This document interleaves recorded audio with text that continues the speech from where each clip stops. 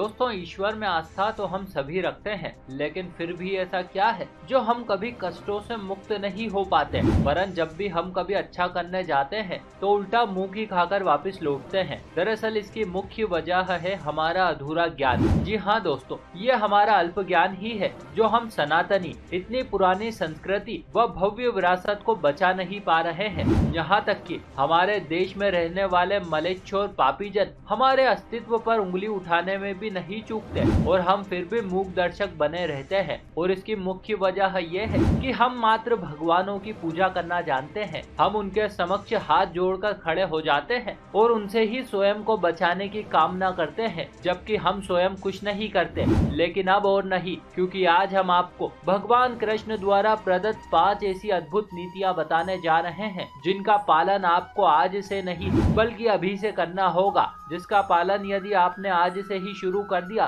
तो फिर चाहे कैसी ही विकट परिस्थिति क्यों ना हो, चाहे शत्रु कितना ही बलवान क्यों ना हो, किंतु पल भर से अधिक वो आपके समक्ष टिक नहीं सकेगा। लेकिन शुरू करने से पहले यदि अभी तक आपने चैनल को सब्सक्राइब, वीडियो को लाइक व शेयर नहीं किया है तो जल्दी से कीजिए। नमस्कार और एक बार फिर स्वागत है आप सभी का आपके अपने वीडियो कलेश यूट्यूब चैनल पर।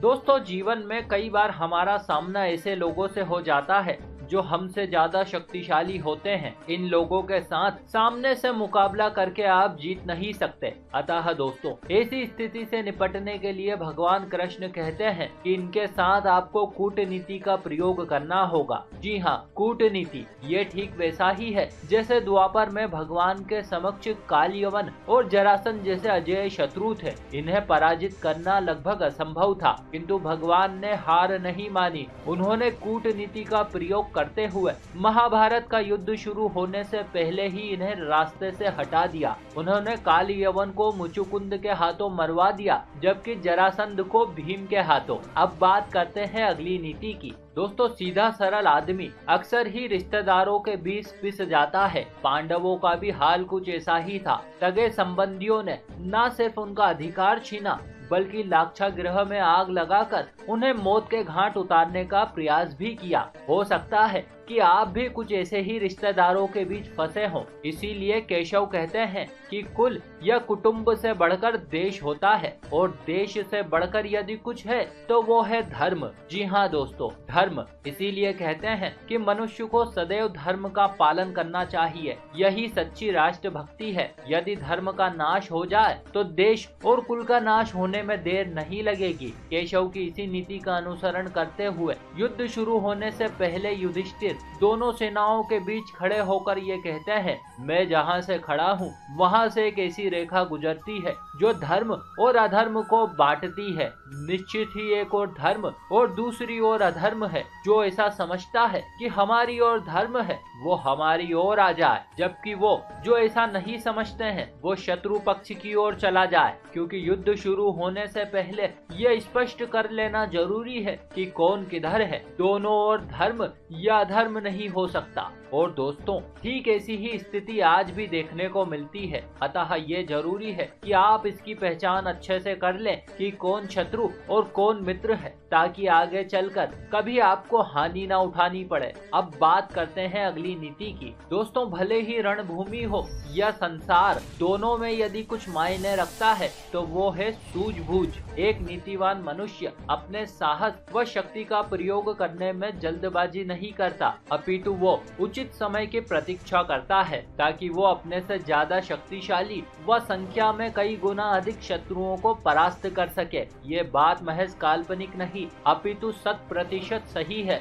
इसका प्रत्यक्ष प्रमाण आपने कुरुक्षेत्र के रण में देखा ही होगा। भले ही पांडव संख्या में कम थे, भले ही उनके खेमे में महाबलशाली योद्धा कम थे, किंतु फिर भी वे मुरलीधर की नीतियों के सहारे युद्ध शुरू होने से पहले ही जीत चुके थे। दरअसल युद्ध के प्रारंभ से ही दुर्योधन बलशाली कर्ण को रण में लाना चाहता था, किंतु पितामह के रहते वो अभिमानी ऐसा कर न सका। लेकिन जैसे ही पितामह परास्त हुए उसने अपने मन की कर ली। यहाँ तक कि युद्ध शुरू होने से पहले ही केशव ने उसे व अर्जुन को नारायणी सेना वो स्वयं को चुनने को कहा। तब उसने नारायणी सेना को चुनते हुए संख्या को महत्व दिया, जबकि अर्जुन ने एकमात्र केशव को चुना। अब इस सब का परिणाम आपके सामने है। जब कर्ण अपने अमोघास्त्र को लेकर रण में उतरा तब केशव ने उस अपार शक्ति को घटोत्कच पर चलवाकर उसे ऐसे ही नष्ट करवा दिया, जबकि कर्ण इस शक्ति का प्रयोग अर्जुन पर करना चाहता था। अतः दोस्तों, आम जीवन में भी मनुष्य को जल्दबाजी नहीं करनी चाहिए, बल्कि धैर्य धारण कर उचित समय आने पर ही अपनी शक्ति का प्रयोग करना चाहिए, अन्यथा शक्ति यूं ही नष्ट हो जाती है, फिर चाहे वो शक्ति धन,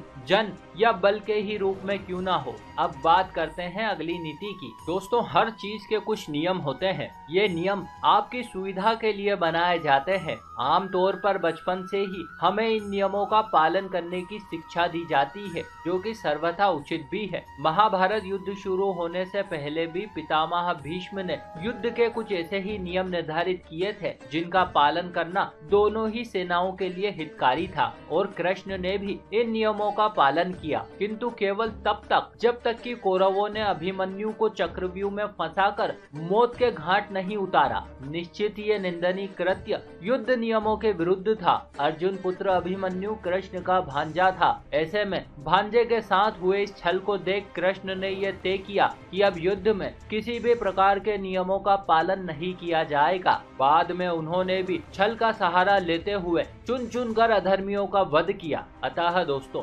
वासुदेव श्री कृष्ण की इस नीति से यह सिद्ध होता है कि कोई भी नियम, वचन, संधि या समझौता सदा के लिए अटल नहीं होता। यदि बात धर्म की हो, राष्ट्र की हो, सत्य की हो या फिर जीवन बचाने की ही क्यों ना हो, वचनों या नियमों को तोड़ने में जरा भी देरी नहीं करनी चाहिए। अब बात करते हैं अंतिम नीति की। दोस्तों, आम आदमी सपना तो देख लेता है, मन ही मन कुछ पाने का विचार तो कर बैठता है, लेकिन जब बारी आती है कर्म की तो कल पर टाल देता है। अब भला आप ही सोचें, बिना कर्म के फल कैसे मिल सकता है। अतः ऐसे में आपको मुरलीधर की नीति का सहारा लेना पड़ेगा, और नीति कहती है कि जीवन का कितना ही मुश्किल दौर क्यों ना हो, कितनी ही घोर विपत्ति क्यों ना आए, भले ही मौत तुम्हारे सिर पर क्यों ना खड़ी हो, लेकिन कर्म करने से तुम कभी पीछे मत हटना, अन्यथा ये संसार तुम्हें कभी माफ नहीं करेगा। वैसे दोस्तों, कहना तो आसान है लेकिन करना मुश्किल है। यह इतना आसान भी नहीं। आप तो ठीक, ये कर्म अर्जुन के लिए भी कठिन था। जब देखा उसने रण में वो सभी उसके अपने थे,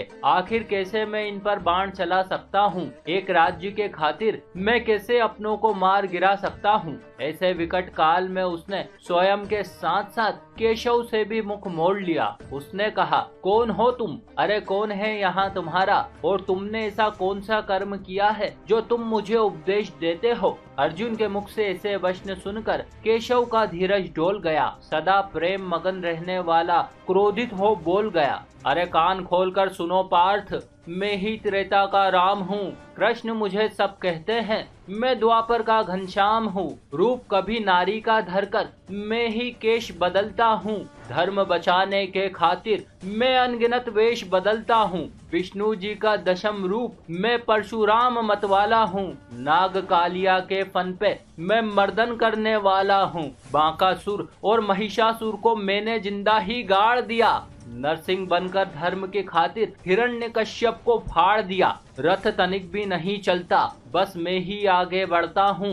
भले ही गांडीव तेरे हाथ में है, पर रण में मैं ही लड़ता हूँ। और दोस्तों, इतना कहकर वे मौन हो गए। बात अब उसके समझ में आ गई थी। गीता का ज्ञान अब सीधे उसके हृदय में प्रवेश कर चुका था। मन ही मन उसने प्रतिज्ञा ली, अब तो मैं ऐसा कर्म निभाऊंगा, जितने यहाँ अधर्मी है हर एक को मजा चखाऊंगा, चुन चुन कर उन्हें सजा दूंगा। इन पापियों के रक्त से आज धरती की प्यास बुझाऊंगा। 18 दिनों तक चले इस युद्ध में न सिर्फ अर्जुन ने अपितु अन्य पांडवों ने भी अपना कर्म निभाया और हस्तिनापुर पर धर्म ध्वजा लहराया। किंतु भले ही धर्मराज के शीश पर राज मुकुट की छाया थी, पर दुनिया जानती थी कि ये तो बस केशव की माया थी। धर्म किया स्थापित जिसने, दाता दया निधान की जय। हाथ उठाकर सारे बोलो, चक्रधारी भगवान की जय। तो दोस्तों, ये थी वे 5 नीतियाँ जो जिंदगी बदल सकती है। आपके झुके हुए सिर को एक बार फिर से स्वाभिमान के साथ ऊपर उठा सकती है।